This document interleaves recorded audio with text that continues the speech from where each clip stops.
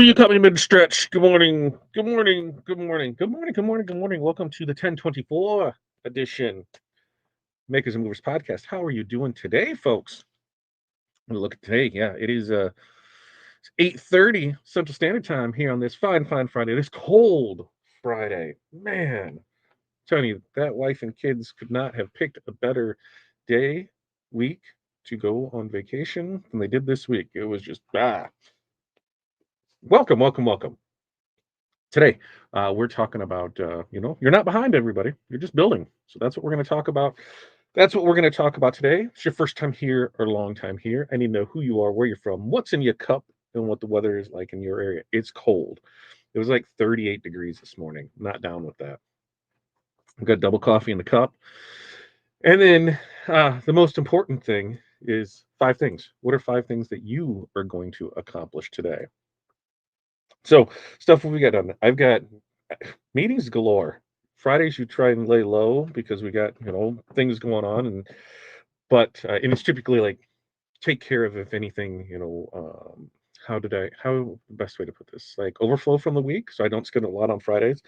But today was scheduling up meetings, so we got those after our calls on that. I've got one at 11 and one at 1. I've still got to pull orders and get those out today. We've got to meet with the accountants today. And then we've got artwork. And then I'm going to video some content. I'm going to video some stones. Somebody was asking about blue stones. So I said, well, let's video some. So we're going to do that today. Whew. Busy day. Busy day. Where did this week go? Anybody else think that? Like this week just kind of like, poof, like out of nowhere. Gabriella, good morning. Good afternoon to you over there. Sharon, good morning. Listening from the car. Quick store run before I start my day. Ooh, what are we getting at the store? I got to go to the store because I'm deciding when they get home on Sunday night to have some chicken tortilla soup ready for them. Sounds like a good Sunday fun day dinner. So we're going to do chicken tortilla soup. That's what I'm going to make on Sunday. What's up, Chuck? Good morning to you. Sunny Cool Cliffs, Florida, 62 on the way to 84. Yeah, they will be down there. When do they come back? They get off the boat today, and they'll be back on Sunday night. So, yeah, 2 days of fun and sun down there in Florida. Renee, good morning. 35 on the way to 56. I need like 10 degrees warmer. Water in the bottle, coffee in the cup. Because tomorrow I'm going to try and readjust the inflatables. Because, yeah, windy all week. Linda, good morning. Iced tea in the cup, 5 things. 3D print, press uniforms, design shirts, order, photo editing. Linda's got a busy day in front of her. Morning, Linda from Renee. Sharon, morning crew. Rainy in Kansas. I think it's coming our way. Uh, Keith, good morning to you. Keith is in the sunny space coast to you. Renee's top 5, finish quoting jobs, finish mock-ups. Peck, buy lottery tickets. What do we buy lottery tickets for? Is it big? Because I'm greedy. I can't do it unless it's like a billion anymore. I mean, I'll probably do it. What are we doing? What are we doing? What are we doing? The funny thing is, what happens when you win the lottery? Like, what would you do? Like, if you won like the big jackpot, I asked Corey, so what do you think I would do with it? She goes, I know what you'd do with it. You'd probably buy a lot of businesses, you'd buy a lot of property, and you'd buy a lot of cars. I'm like, it's probably right. I want that recurring, the mailbox money is what I want. Claire, good morning to you. Barb, good morning. North Central Minnesota, 33 and cloudy. I got to sit up tall some of these. Cloudy water in the cup, 5 things. 3D print, invoicing, logo digitizing, senior 2026 shirt layouts. It is 2026. Jeez, didn't even think about that. And I know, but really didn't put it together. Happy Friday, Barb from Renee. Sunny but cold over there. Sleep. I Corey asked me if I slept in at all this week. I'm like, no. I went to bed between 10 and 12, and I still wake up at 5. Don't even need to set an alarm anymore, I don't think. 57 and sunny there in Virginia for Claire. Soup, right? Some chicken tortilla soup.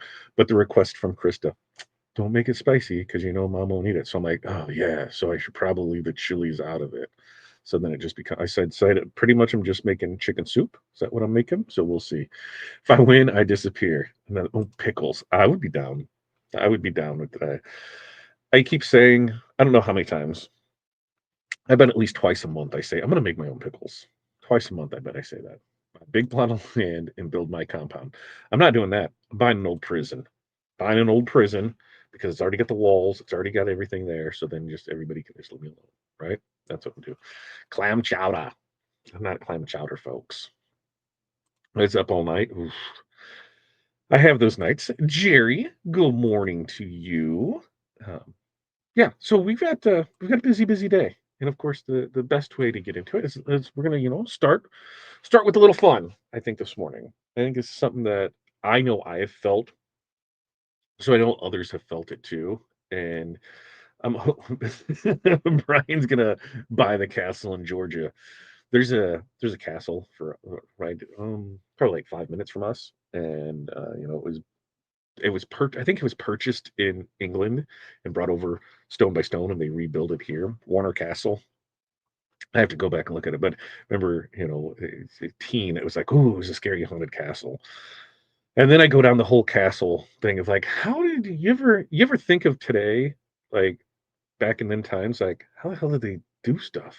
Like, uh, there's no heat. Like, how do you stay warm? Like, fireplace. I was like, man, we have the creature comforts here. I will say that for sure.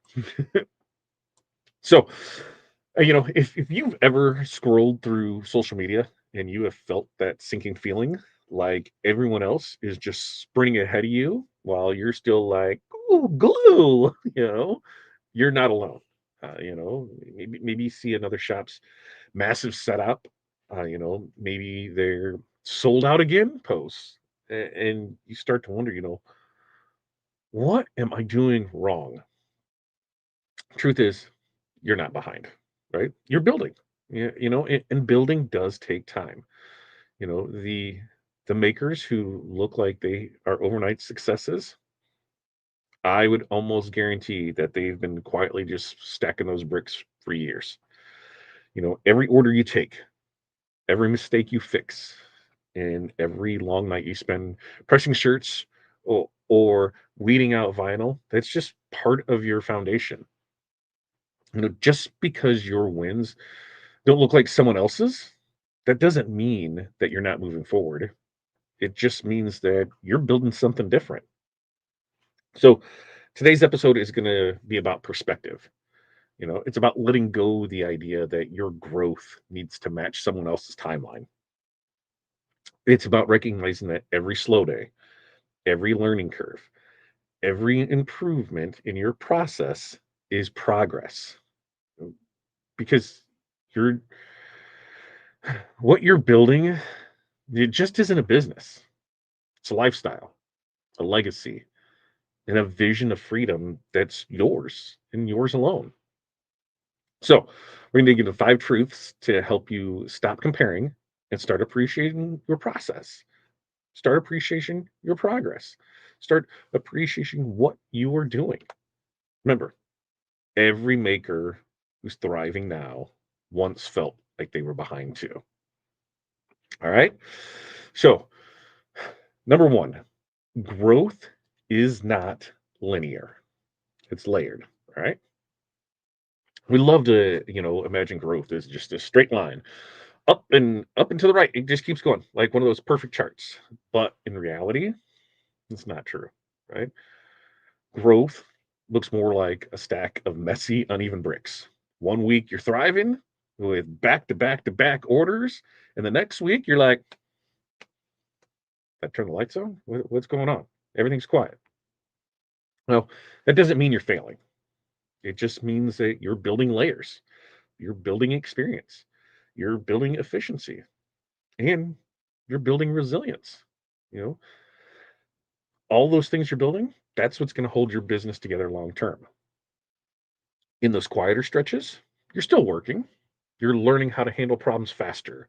You're perfecting designs. You're improving your systems. Just because money isn't moving doesn't mean you're not. Yeah. Just because money isn't moving doesn't mean you're not. Yeah.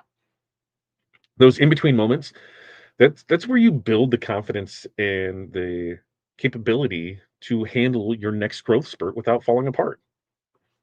Think about it this way: you're building more than revenue, you're building rhythm. Right? The more you embrace the slower season as prep time, the stronger you'll be when the business ramps back up. And growth isn't about instant success. It's about building something that lasts through both the busy and the still. So some examples of this, a decorator used a slower summer to completely reorganize their art folder. When fall hit, they could take twice as many custom orders without missing deadlines because they knew exactly where everything was. Another one didn't have many sales in April. Yeah, so they spent that time creating templates for graduation designs. What happened? Became their top sellers the following month.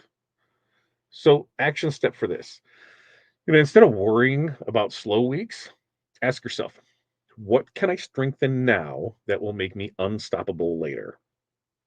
Write down one thing that you can improve this week. Process, a workflow, even a mindset. All right.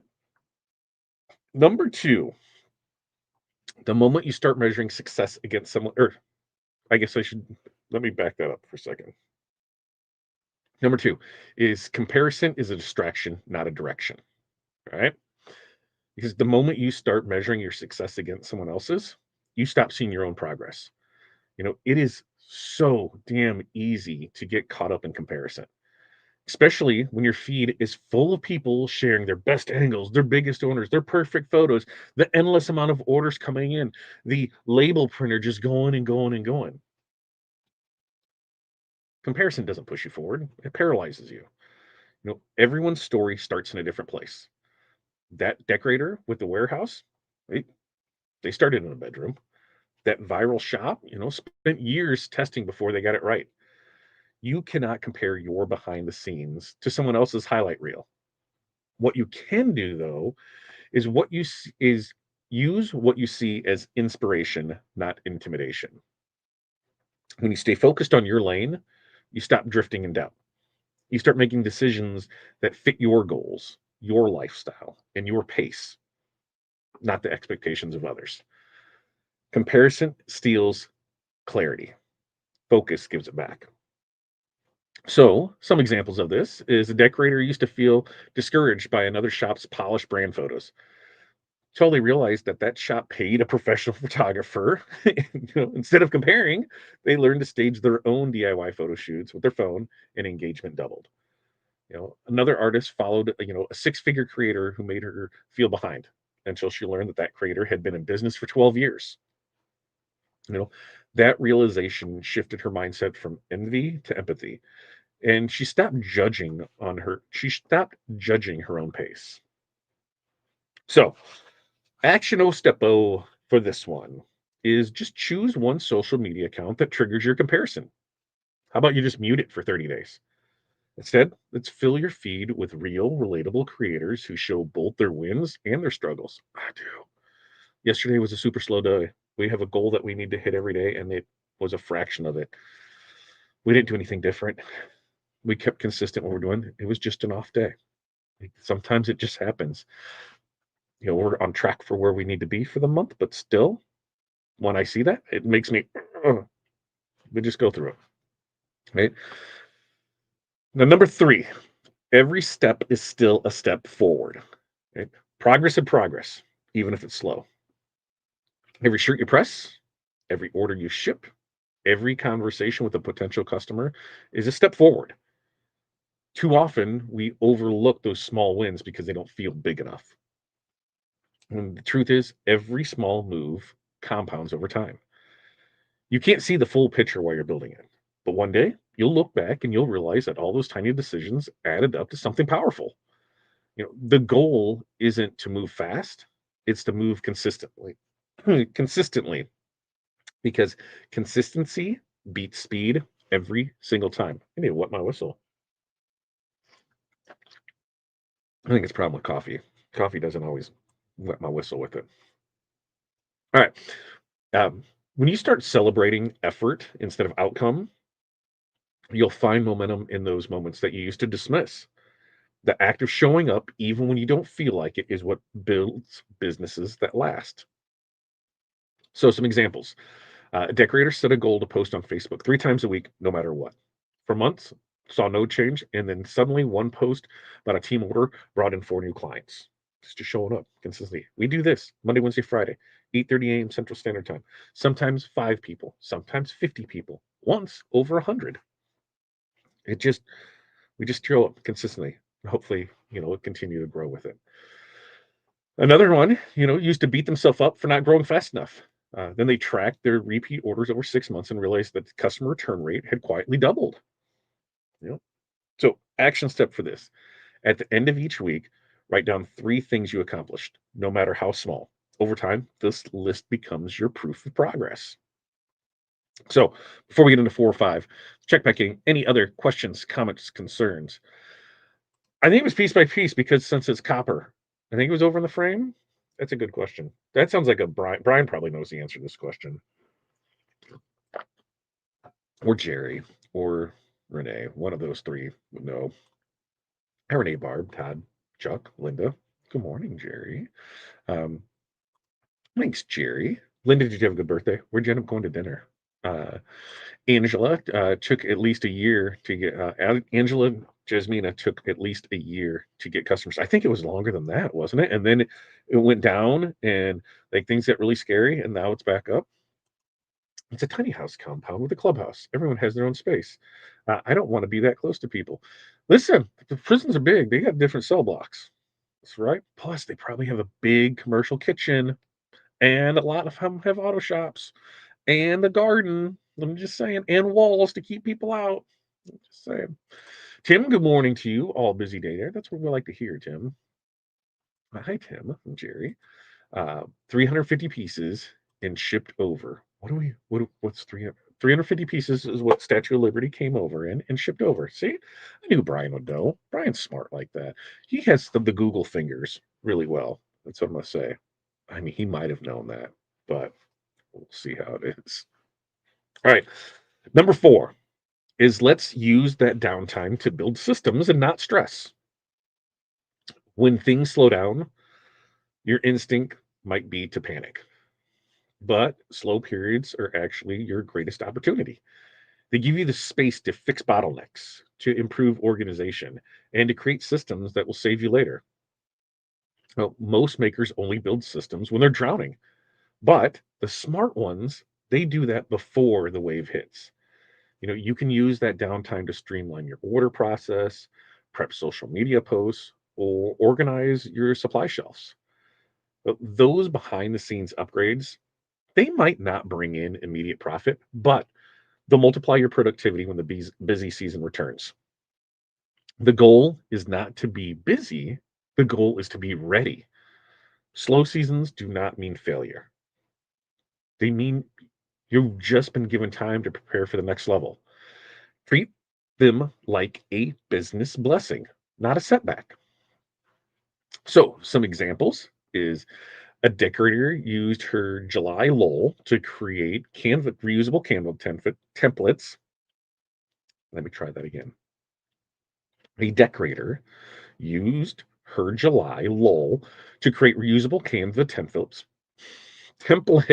for social media posts. So when fourth quarter hit, boom, she saves hours of design time every week because it was ready to go. I'm having some issues this morning. Number 2, a shop quietly used a quiet month to set up, automated order configurations and rush fee options. This eliminated dozens of back and forth messages once orders started picking back up. So, action step: just pick one recurring task that eats your time and find a way to automate it, simplify it, or template it before next week. So we got. Okay. And number five, is celebrate the building season you're in. You do not have to wait until you make it to be proud. The building season deserves celebration too, because that's where character, skill, and confidence are born. When you start recognizing your progress, you shift from surviving to thriving. Way too many makers only celebrate when something big happens. A viral post, a huge order, or we're hitting a milestone. But the truth is, your growth is in the daily work. Every satisfied customer, every fixed mistake, every new product idea counts. You are laying bricks that your future will stand on.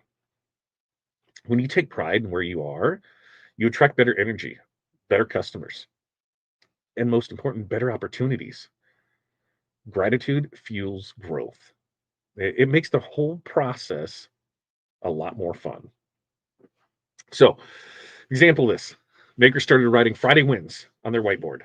Small things like shipped early, got a great review, sweet feedback. You know, that simple habit changed their whole attitude about the progress.